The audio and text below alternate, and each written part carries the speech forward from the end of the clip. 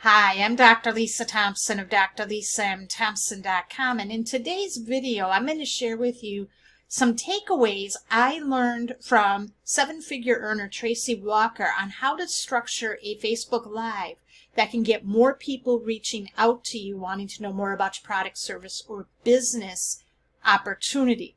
Now, before we get into those tips and strategies, if you would like to get a copy, an audio copy of this roundtable discussion that Tracy did with 20 other home business experts, where they are sharing their best tips and strategies for people who are brand new to finally get results, get more leads, reps, and customers without having to have any major tech skills or having to do any type of paid advertising to get this 82-minute audio recording and the companion 62-page ebook, go to drlisamthompson.com/interviews. It's in the first pinned comment section below this video. Now, here's what I learned from Tracy.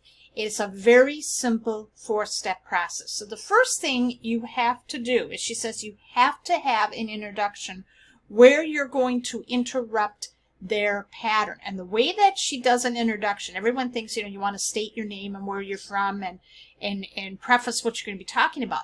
But she does something a little bit different. When she's about to go live, she has the phone and she has it panned on some form of scenery. So in the beginning, when the Facebook, there's kind of that little bit of a delay, she has that on something around where she's at. So if she's out and about, she might be showing things around in her car or some scenery out where she's at a location. And then she flips it around and then shows herself. That is a way to really interrupt people's pattern.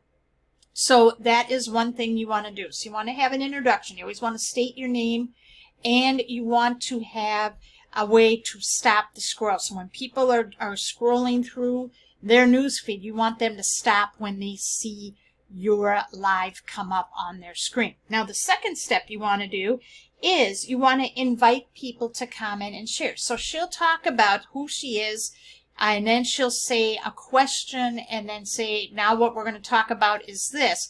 But before we get started, tell me hi. Tell me hi. Leave me a comment. Tell me hi and where you're commenting from.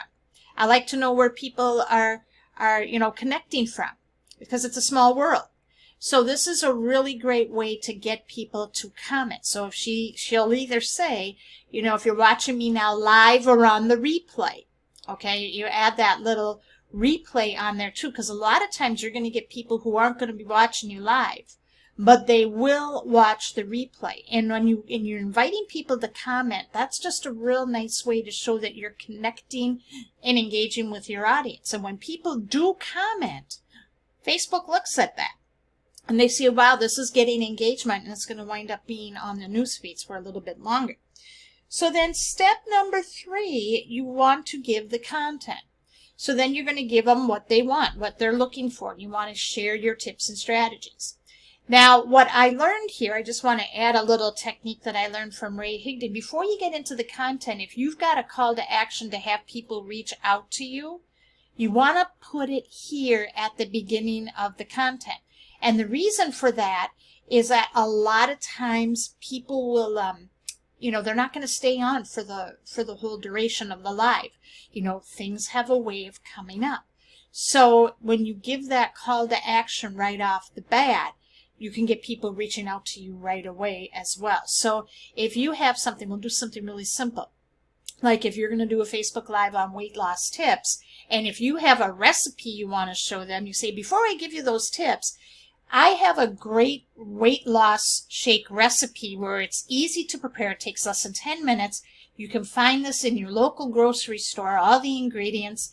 And the best part is it's like tasting a shake from McDonald's. It's super satisfying, and it helps you not have those sugar crashes or cravings between meals where you want to overeat. If you would like a copy of that recipe, just message me on Facebook and I'll be more than happy to share it with you.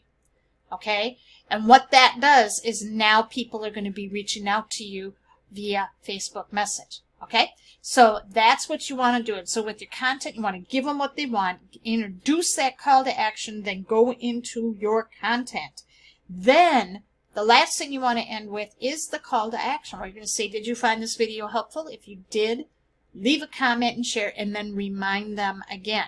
Now you're probably thinking, why do you not have them, share the video or talk more about your product, service, or business? What you want to do is get people reaching out to you. You want to seek conversations.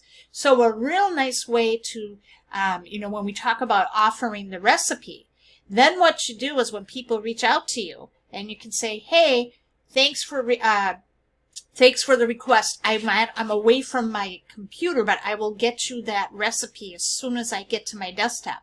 By the way, how are you doing with losing weight? What type of plan are you working on right now? Okay?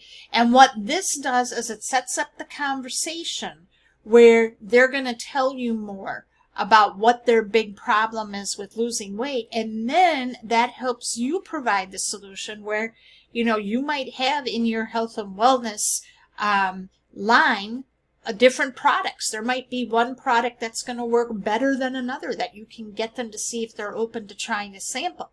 Okay, so that's the purpose of doing that type of CTA delay. So to recap, so you wanted to have interrupt their pattern and give an introduction.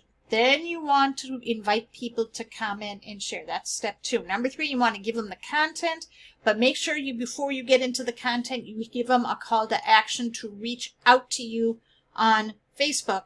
And then 4th, you have the call to action reiterated again, and then making sure people are reaching out to you on Facebook so that you are seeking conversations over conversions.